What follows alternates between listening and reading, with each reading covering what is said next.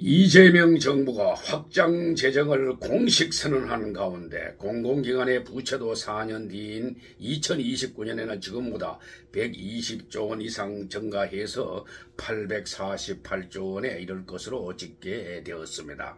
정부 채무에다가 공공기관 부채를 더한 일반 정부 부채 D2는 2029년에 2600조 원을 돌파하게 될 것으로 보입니다. 구윤철 기재부 장관은 9월 1일 서울청사에서 열린 제8차 공공기관 운영위원회를 주재하고 이같이 2025년에서 2029년 공공기관 중장기 재무관리 계획을 의결했습니다.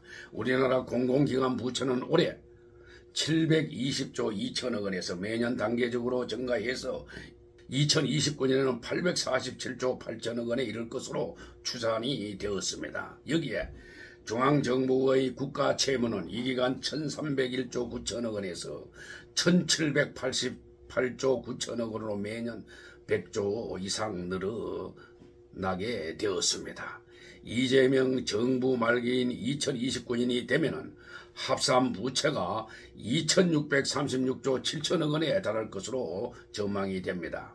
4년 만에 공공기관의 부채가 급증한 것은 이재명 정권이 추진하는 사회간접자본사업과 인공지능 인프라 구축 등의 핵심 국정과제에 막대한 재정이 소요되기 때문입니다. 한국토지공사, 한국전력 등 SOC를 떠맡는 공기업들의 부채가 크게 늘어나는 구조입니다.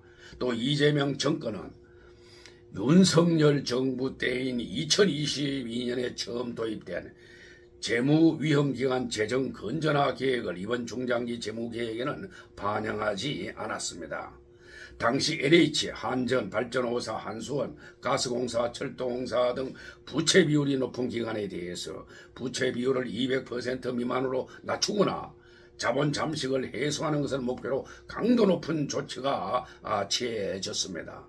하지만 이재명 정권은 이 같은 일률적 부채 비율 목표 설정 대신에 기간별로 사업 수요를 감안한 투자 우선순위 조정과 지출 재구조화를 통해서 재정 여력을 스스로 확충하도록 유도하기로 했습니다. 제가 보기에는 이것도 아주 잘못된 행태입니다.